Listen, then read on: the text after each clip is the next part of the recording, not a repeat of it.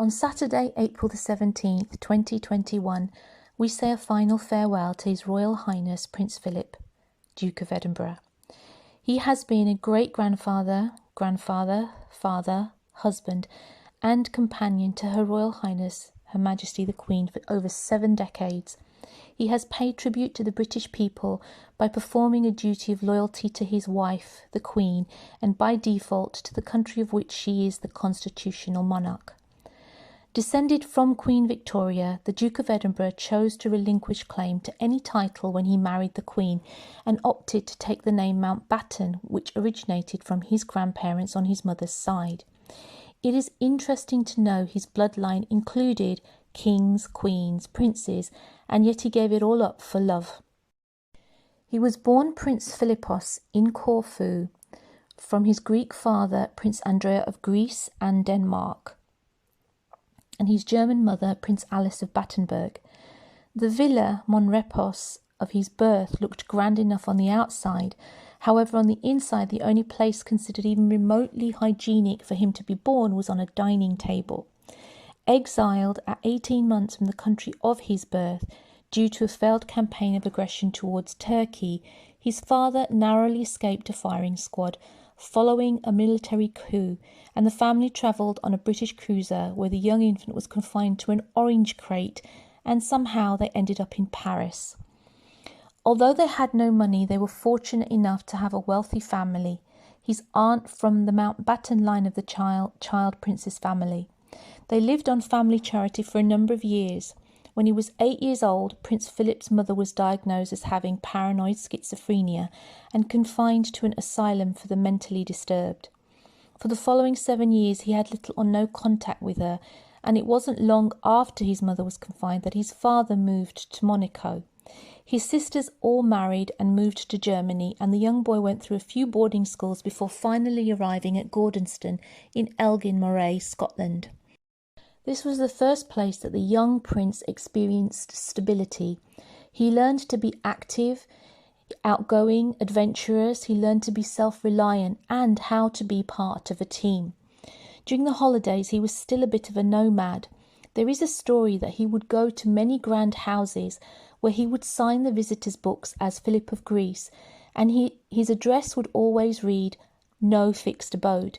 He spent time with his uncle, Louis Mountbatten, who later went on to become Lord Mountbatten. The interesting thing for this young adolescent was that what he was experiencing was normal, that this was life. In later interviews, His Royal Highness actually stated that he just lived his life and didn't try to psychoanalyze it. In fact, he never apportioned blame to anyone, not even his parents, and he seemed to honour and respect them despite the potential abandonment he could have felt. In 1937, when the prince was 16, his older sister Cecile and her entire family were killed in a plane crash, and he attended the funeral alongside figures who would play very profound roles in the German Reich, and these people would plunge Europe into World War II, beginning only 2 years later. Upon leaving school at 18, the prince joined the Navy, following family tradition, even though his preferred interests lay in the Air Force, where he hoped to become a pilot.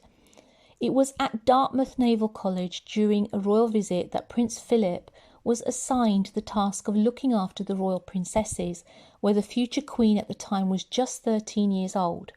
A friendship was born. Shortly after that visit, war broke out, and like all the young men at that time, he fought for Britain, which was now the country he had adopted and which he saw as his own. Initially posted to the Indian Ocean, he later found himself on HMS Valiant in the Mediterranean Sea, where in 1941 he was part of the Battle of Cape Matapan against Italian forces off the coast of Greece. Prince Philip was mentioned in the dispatches of the time because it was him who from HMS Valiant lit up the Italian forces' positions during the night to guide the attack. Soon after that he was promoted to the rank of lieutenant. It's in 1943 that the fairy tale finally began. Together, both their Royal Highnesses presented a picture of true hope at a time when the world, let's face it, it really couldn't predict when war was going to end and the hardship it wrought would abate. but we still waited for a few years for it to be official because the prince had to get the approval of his in-laws, and it seems the Queen Mother was a little bit suspicious of him. Anyway, they got married in 1947 on the 20th of November and brought hope to a nation beleaguered by war, still picking up the pieces and rebuilding itself. In a recent interview, Prince Philip's cousin said on the morning of his wedding he questioned whether he was being brave or foolish. Personally, I think he was incredibly brave, and thus far I've told you a story about a man who took the challenges of his young life and turned them into the greatest opportunity that made him a figurehead of the British royal family. In one action, he put a crown on his head, figuratively speaking. At the same time, he sacrificed so much for the woman he loved and the country he became naturalised to.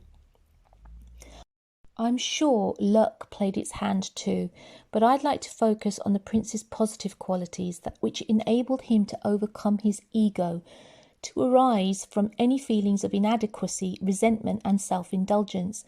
In today's ideas of equality, to walk a step behind your wife or become the predominant force in looking after your children is one thing, but to become subservient by bowing or kneeling to her as part of your oath of allegiance, relinquishing the right to having your children named after you, having your every action and word watched and scrutinised, joked about and sometimes cruelly ridiculed, when actually what you meant was to be a little light-hearted.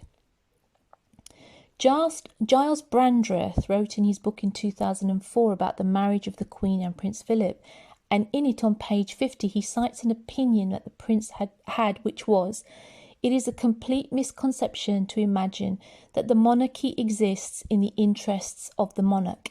It doesn't. It exists in the interests of the people.